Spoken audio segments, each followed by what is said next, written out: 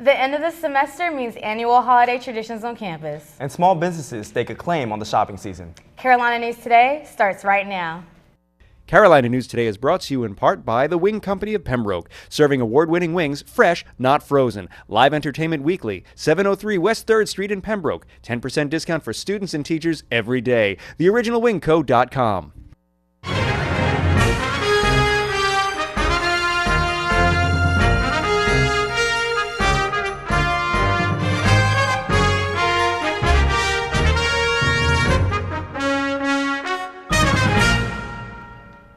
November is Native American Heritage Month. So naturally, UNCP programmed many events to honor the theme. I'm Bryant Reed. And I'm Alexis Clinton.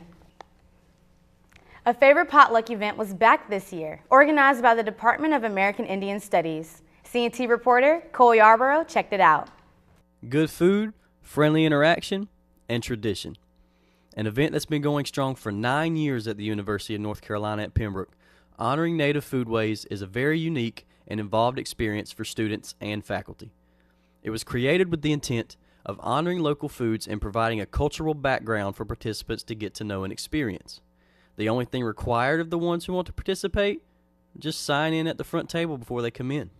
Chair of American Indian Studies program Dr. Marianne Jacobs says that this is the best part about the event because it is driven by people who simply just want to donate their time and give to the community.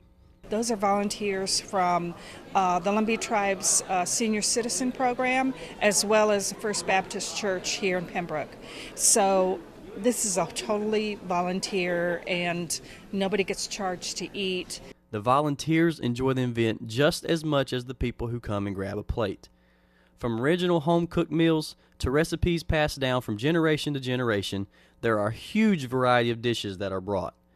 One of the volunteers, Annie Lowry, explain why she likes to come and participate in the Native Foodways experience. The idea of the students that are out here to let them see what we have eat and, what we've enjoyed through our life. With the popularity growing each year for this event, next year's 10-year anniversary of it should be just as successful as the years leading up to it. For Carolina News Today, I'm Cole Yarborough. The museum in Old Main held its own event this month, showcasing Native American military history. CNT reporter Brianna Brookins attended the opening reception. In honor of Native American Heritage Month, the Smithsonian National Museum of the American Indian sponsored the Patriot Nations Native Americans in Our Nation's Armed Forces traveling exhibit. The display and reception were held at the Museum of the Southeast American Indian in Old Main. 16 freestanding banners illustrate the history of the Native American and Alaska Native military. Guests were encouraged to explore the full-color displays and learn about the impact these groups had on the U.S. military. Director of the Museum of the Southeast American Indian, Nancy Strickland Fields, live-streamed the reception. Sharing the accomplishments and history of the soldiers from the area was an important part of the event. Associate Museum Curator Becky Goins welcomed guests, followed by the posting of colors by Elijah Sheik and the Lumbee Veterans Color Guard. Nikiah Levener and UNCP students Cameron Richardson and Ethan Oxendine sang the honor song, which silenced the room.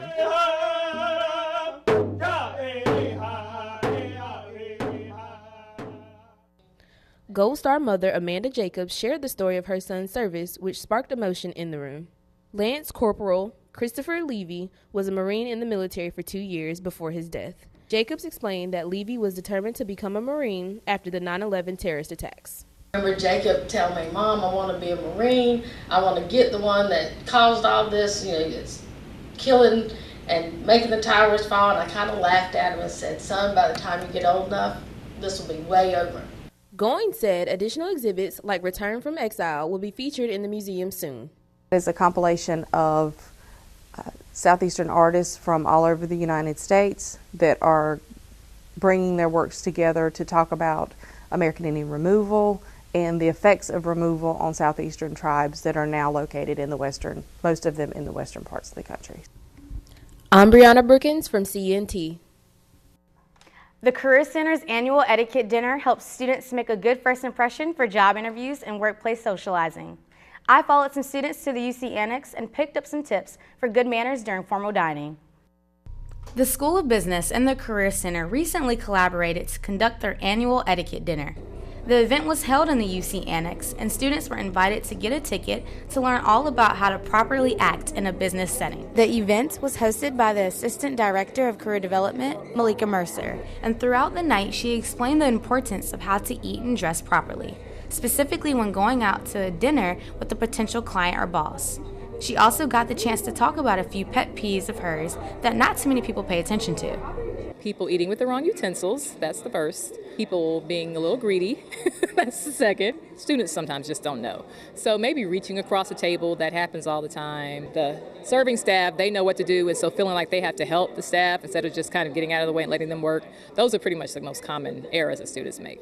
Students weren't just there to listen to a presentation, however, because of course the best way to learn is by doing it. Sodexo served a 4-course meal to all attendees, including a very rich chocolate lava cake for dessert. One first-generation college student described how she learned that it's the little things that matter. I think mostly the dressing thing, because I don't have a lot of professional clothes, so to know the difference between business casual and then business professional, and what's appropriate, what's not appropriate. Having professional clothing isn't the only tip the Career Center can offer. They provide you with many other tips to help you in your next interview, as well as develop a successful career. The political science faculty are proud to report the results for their Model United Nations team this semester. The team brought home 9 awards from the Southern Regional Competition in Atlanta this month. They got 2 Outstanding Delegation Awards for representing Iceland and Norway, and 6 Delegate Awards for individual team members in committee work. 50 universities from around the Southeast competed at the Atlanta Conference. The Braves move on to Charlotte in April. Their advisor is Dr. Kevin Freeman of the Department of Political Science and Public Administration. It's not quite December, but the university held its annual holiday tradition this week. The lighting of Old Main has been a ritual for 4 years. The ceremony was in front of the building with light refreshments and entertainment provided. The Pembroke Singers led the crowd in caroling, and local dignitaries helped flip the switch to usher in the winter holidays. Everybody knows big retailers usher in the winter holidays with so-called Black Friday sales and Cyber Monday. But have you heard about Small Business Saturday? CNT reporter Alex Butler found out what's driving this young movement. Big chain stores were flooded with Black Friday shoppers, but the underdog retailers were preparing for the time to shine on Small Business Saturday. Local store owners look forward to this day because it brings more sales, recognition, and appreciation from local shoppers. In Raleigh, many store owners took advantage of this occasion. The Local Squirrel is a boutique in Cameron Village that sells fancy accessories from watches to hats, as well as decorative items for homes and offices. The Local Squirrel usually receives products from other small businesses around the country. The store depends on their social media sites to spread the word about the event. We don't pay for advertising. We don't have any advertising in magazines or anything, so social media is our go-to for advertising. We do Facebook and Instagram right now, and we have a ton of people coming in here saying, oh, we followed you on Instagram, and I had to come in and see, so it's a huge thing. Candace Clothing was one of the first to establish their business in the area and is currently owned by George Nuckley. The store contains business casual and informal clothing and accessories. Nuckley's family has been running the business for 100 years. He says they've always focused on getting the customer the quality material they want while finding the perfect fit. Having good customer relations is a key to longevity as a small business. Our clientele is loyal to us, and we feel like they still want quality goods. But the key thing is that not they just want quality goods, but they want good service. And that's where we come into play. When small businesses and customers team up and circulate money in the local areas, the hope is that the local communities thrive. For Carolina News Today, I'm Alex Butler. Just in time for winter commencement, the university unveiled a new ceremonial staff that was crafted with special symbolism to invoke local heritage. CNT reporter Tyler Young has the details. The University Mace was dedicated on November 17th by honoring all members who took part in creating it. UNCP staff members and donors were in attendance to see the new symbol of the university. Chancellor Cummings says the community will be a little choked up when they see this new instrument. I suspect there will be tears, and there will be tears of pride, tears of joy, tears of reflection. There are 7 parts to the mace, each representing a piece of the university and the connection to those who founded it. The red-tailed hawk located at the top of the mace, to the pine cone at the bottom representing the local pine trees. Each piece of the mace has been gathered from the Pembroke area. It is also handmade by local artists. Austin Shepard carved tobacco leaves into the mace to resemble tobacco harvesting. He says the mace resembles how vital the university is to the region. It's kind of reaffirmed and kind of been a reminder about how important and treasured UNC Pembroke is to the community as a whole. Officials from campus and community addressed the crowd, sharing their involvement in the creation of the mace. Afterwards, a smudging ceremony was held to bless the mace and the university. Smoke was released through the room as a native song was sung. Donors of the school were also recognized in memory of the founders. For Carolina News Today, I'm Tyler Young. In a very different ceremony this month, campus personnel paid tribute to veterans of U.S. Armed Forces. CNT reporter Cole Yarborough covered the event.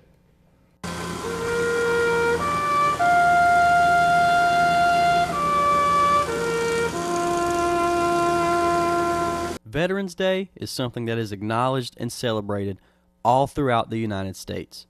And here on the campus of UNCP, it is no different. On the Friday before the actual Veterans Day holiday, an event was held at the water feature to honor those who sacrificed for our country. Chancellor Cummings and Director for Military Outreach Mike Clausen made speeches to address the crowd and illustrate the importance of Veterans Day and the honoring of those veterans. Mike said he's been doing this event since he got to Pembroke 5 years ago, and he talked about how important the whole experience is to him. The military is a brotherhood, and anytime we can stop, pause, and pay tribute to those that have served and sacrificed, I think we should do that. This is just a great day to do it, and of course Veterans Day provides the opportunity to do that. Also there to represent the ROTC department at Pembroke was Assistant Professor for Military Service, Captain Chris Wazorek. He explained how great it is to have an event like this right here on campus. This event is just a tremendous reminder and a great opportunity for us to participate and honor the veterans that have come before us, those that are still serving, whether it's here in the United States or overseas. And it's our tremendous honor to be a part of this opportunity to thank our veterans for everything that they have done for us and make America what it is, a great and free country. After everything was said and done, and the color guards walked off with the flags, the crowd went back to their daily schedules. Schedules that they have because of the men and women that they honored who sacrificed for our country. For Carolina News Today, I'm Cole Yarborough.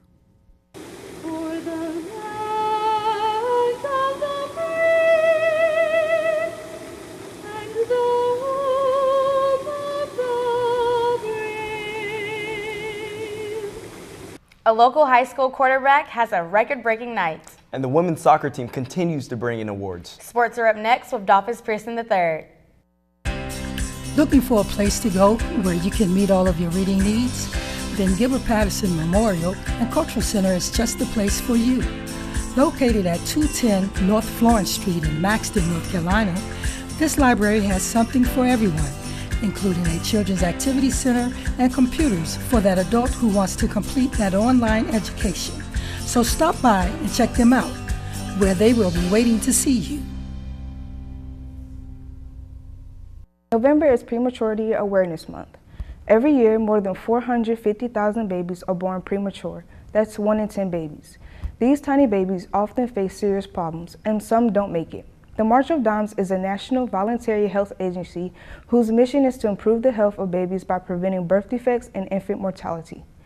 Zeta Phi Beta sorority chapters have joined forces in this international campaign to support research into the causes of prematurity birth and to educate the public and healthcare professionals about this escalating health problem.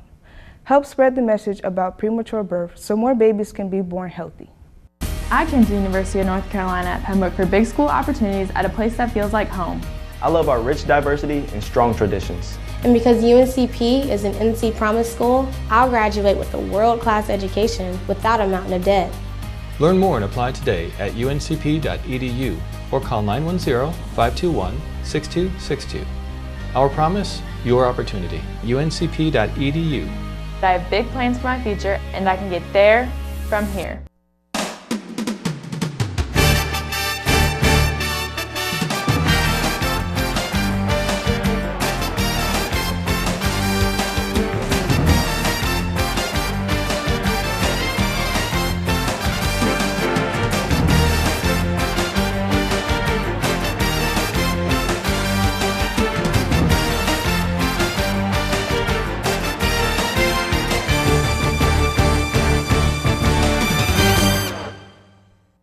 On Black Friday, it seems like touchdowns were on sale at Pate Stadium in Laurinburg, and the Fighting Scots of Scotland County bought 9 in the first half alone. It was the day after Thanksgiving. However, the Scots were still hungry, but this time for a third-round victory against the South Central Falcons. Scots quarterback Warren Bell wastes absolutely no time making his presence felt as he rumbles 53 yards for a Scots touchdown. The Westover transfer has been a shining star for the Scots all season long. He would then proceed to score on another 50-plus yard run to give the Scots an early 21-0 lead in the first quarter. Then, on kickoff coverage, Scots wide receiver Khalil Smith lays an absolutely devastating hit on Falcons return man Nazir Monroe-Smith, and the Scots are just rolling. Following the Falcons 3-and-out with the 32-yard touchdown is the own Shaheem McQueen. And just like that, it's 28-0 Scotland County. South Central refused to be demoralized by the Scots as Falcons quarterback Dexter McDuffie throws a 50-50 ball down the sideline that is hauled in by senior receiver Emmanuel Lewis for a Falcons touchdown.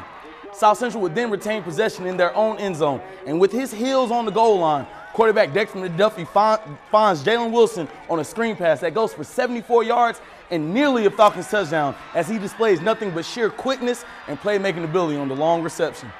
However, South Central is beginning to show signs of life despite the pounding that Scotland is inflicting. Next play, Emmanuel Lewis takes the screen pass and fights his way through Scots defenders into the end zone to trim the lead down to 28-14. Scotland quarterback Warren Bell, however, is an absolute beast. He takes the ball and then completely throws around Falcons defenders en route to a huge 30-yard gain. Again, he had no problem stepping into the leadership role despite the fact that Scotland loses Zamir White in the second round of the playoffs. Throughout the playoffs, Scotland's been continuing to roll behind Bell's performance. He will end the game with 380 yards and 6 touchdowns and throw for 2 more touchdowns in the air as Scotland would completely dismantle the South Central Falcons with the final score of 74-34. UNCP basketball team had just an easy time. Just weeks after winning the Peach Belt Conference Tournament, the UNCP women's soccer team coaching staff has been recognized by the United States Soccer Coaches as the Division II Southeast Regional Staff of the Year.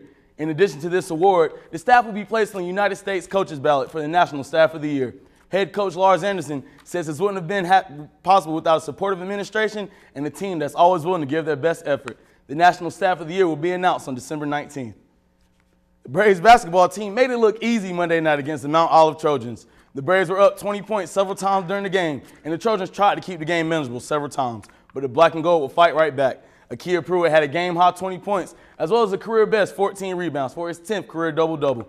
Senior Brandon Watts also had a double-double with 15 points and 11 rebounds. This triumph marked the 9th straight home win over a non-conference opponent for the Braves, who also remain unbeaten at home this season. After the game, Coach Miller said he was pleased with the defense. I thought the guys played fairly well. I thought defensively we were pretty good most of the game. They had a little flurry of threes late. We might have stayed in that zone a little bit too long, but overall a good defensive effort, and these guys rebounded pretty well too. The Braves will begin Peach Belt Conference play this weekend when they head to Young Harris. Women's basketball was looking for an upset over the weekend against number 6 ranked Wingate. The Braves fought hard during the upset for the first 2 quarters. After the first, the Braves had a 3-point lead due to a pair of Aaliyah Farmer free throws with 6 seconds left in the quarter. Pembroke had a 6-point run to begin the second quarter, and this run helped the Braves get their largest lead of the game. The second half proved to be more of a challenge for the Braves as Wingate scored the first 11 points in the third. Aaliyah Farmer brought Pembroke back within 11, but that's as close as the Braves came. Pembroke will go on to lose the game 73-56. On the Black and Gold report this week, Coach Haskins said his players seemed to run out of steam after the second quarter. For some reason, we've struggled a little bit in the third quarter. We lost a halftime lead and got down against Fayetteville State. We lost a halftime lead and got down against Mount Olive at home, and then we lost a halftime lead and got down significantly against Wingate. So the third quarter, for whatever reason, has not been very good. In the Fayetteville State and the Mount Olive game, we played very well in the fourth quarter. Played okay against Wingate in the fourth quarter. So I think just consistency over 40 minutes is one area we need to improve on. That's it for me this semester. I'll be back next term with more hoops, more holds, and hopefully some home runs. Take care. Thanks, DP. And that's it for us. Happy holidays. See you next semester.